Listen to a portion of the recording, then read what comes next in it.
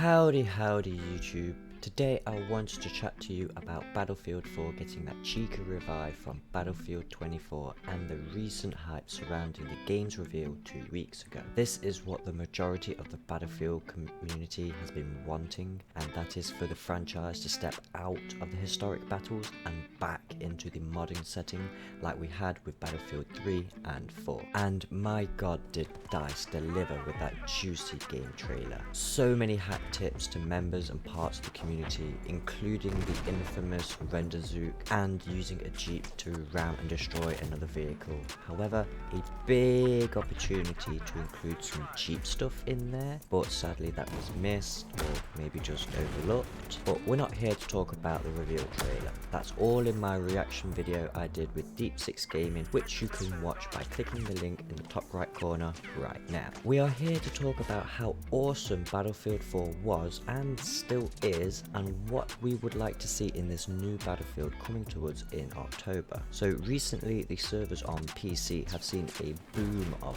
players either returning or are new, and most of the servers are all filled to capacity with queues to sit in before getting into the game. Despite all this, the wait is worth it. The gunplay in Battlefield 4 is, for me, second to none, barring the suppression mechanic, which I don't think many people liked, as it has now been removed in the more recent titles of Battlefield.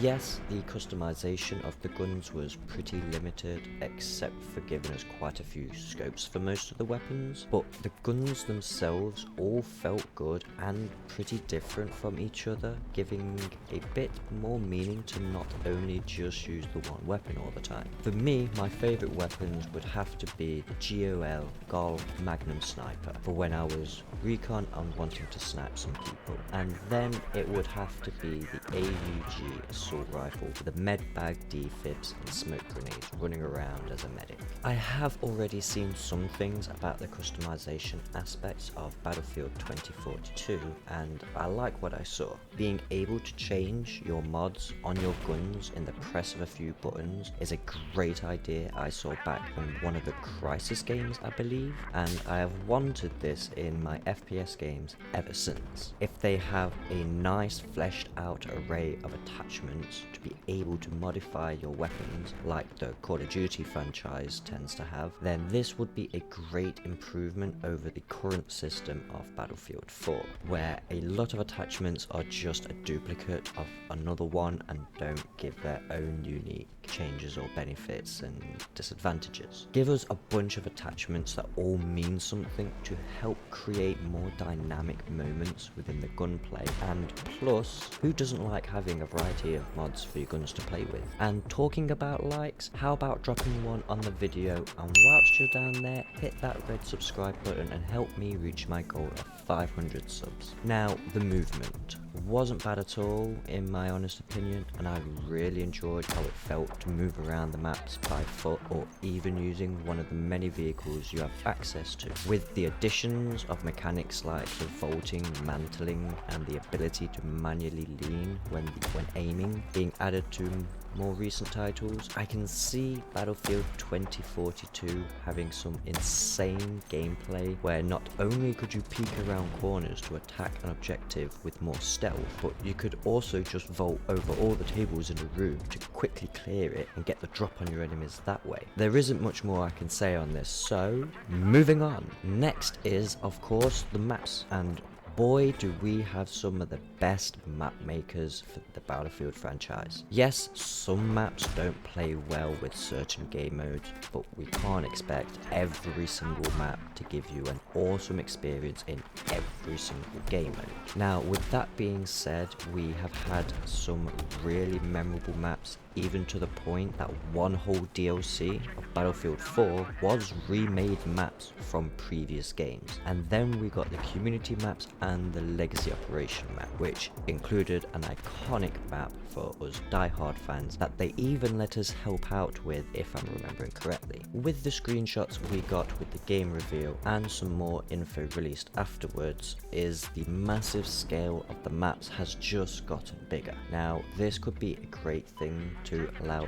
even more areas of the map that cater to different playstyles, but this could also cause a much bigger downside if this has not been looked at properly, with the server sizes increasing up to 128 players in total, so a 64-man team versus another 64-man team. This could make it so that yes, the server may be full, but most of the map area is actually empty as all the players are in one area. This could also go the other way with maps like Metro and Operation Locker, where choke points are so bad in certain circumstances that neither team is able to push through and just end up slowly whittling down each other's tickets with grenade spam and the like. From the look of it as well, we are going to have quite a variety of scenery for the maps releasing on launch, which to be honest is good.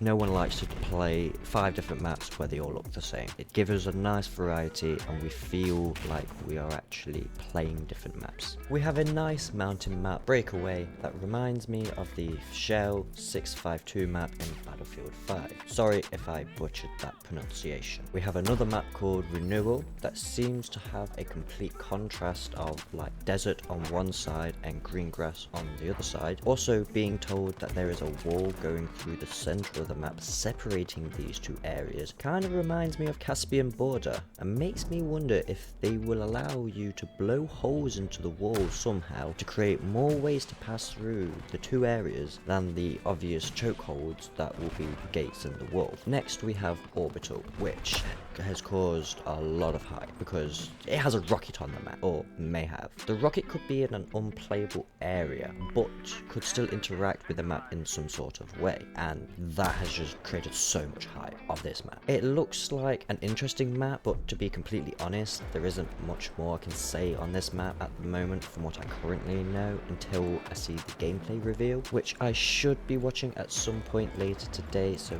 watch out for that video if I do manage to get this one up before the reveal reaction one. I could go on about the rest of the maps, but it's time to move on, so moving on. I could spend forever talking about the audio, the graphics and whatnot all separately, but I'm just going to ball all that stuff together nicely and say that the Battlefield franchise does a great job at making a really immersive experience. I cannot wait to see what and how they have done this for Battlefield 2042, and I'm so hyped for its release. And if you are hyped for its release, then smash that subscribe button and get ready for tons of awesome content covering that game when it launches. Obviously, we cannot talk about a Battlefield game and not talk about the class system that has been around forever. The way Battlefield 4 pulled it off was very balanced in my opinion, as each class was not just stuck with one type of weapon and allowed a lot of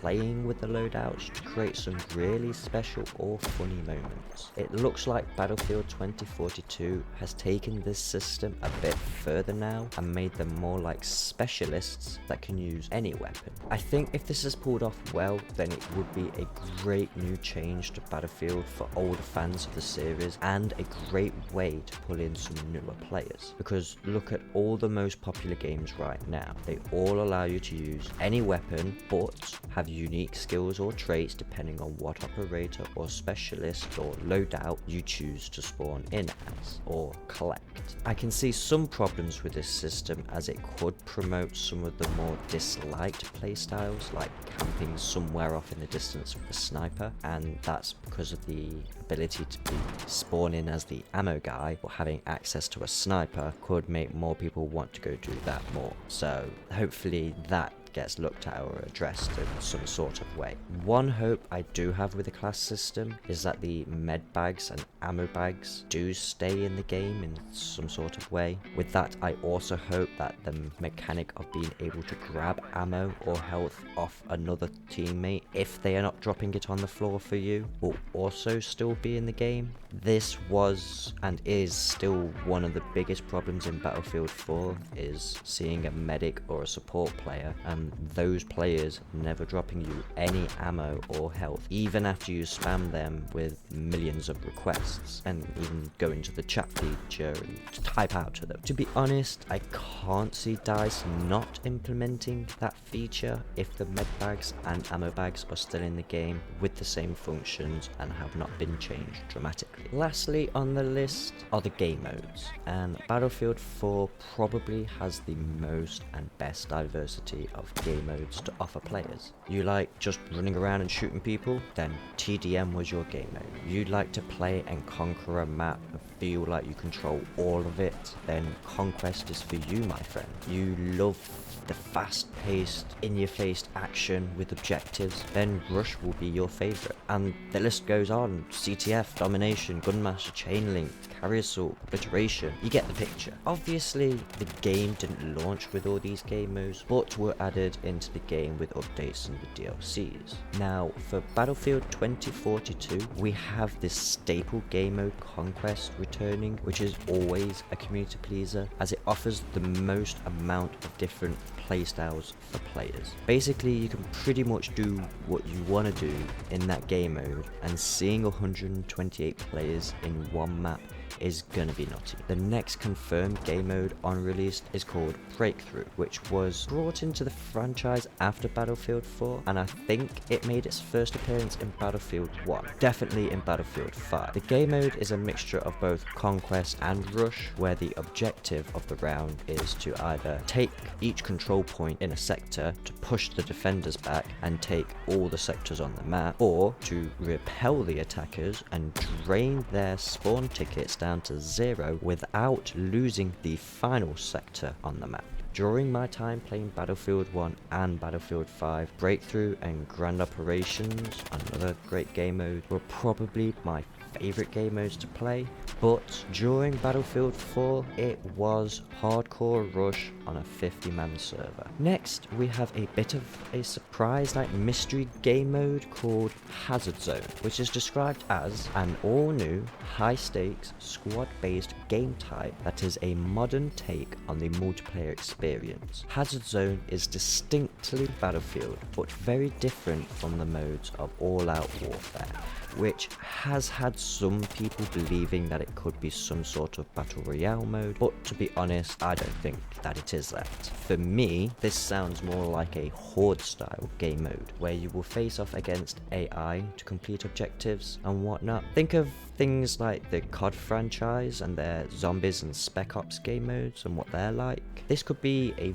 very interesting game mode to play and would definitely be a new way to play Battlefield. We all know that DICE love making Easter eggs, and following the COD Zombies idea would not be a bad idea, especially if they could make the characters memorable and lovable like they did with the Bad Company squad. Another thing I just want to throw out there is that it could be like the Division Survival DLC, where it is a PvPvE kind of situation, but with more of a focus on the PvE side, with survival aspects and mechanics to deal with. And then we have a redacted game mode, which will be announced in the EA Play Live event on the 22nd of July, so make sure you tune into that to find out what this game mode really is. However, this is probably going to be the Battle Royale game mode, as they will want to make the biggest fuss about it and show it off in a world premiere to try and compete with Warzone. Again, I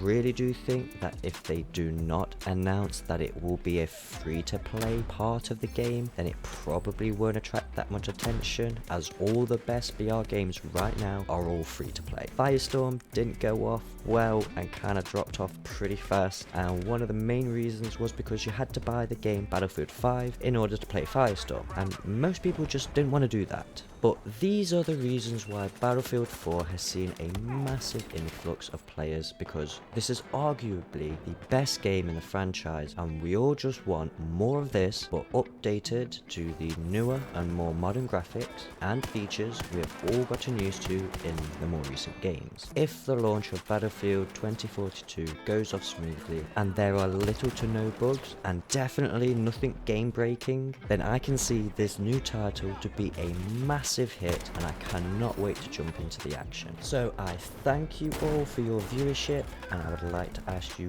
one last time to drop a like on the video and help me out with the YouTube algorithm. And if you want to see any more of my content, then just hit that subscribe button and hit that bell if you want to get notifications on any new videos I upload. With all that being said, it's time to end the video, so I hope you all keep safe, keep well, and I'll catch you laters.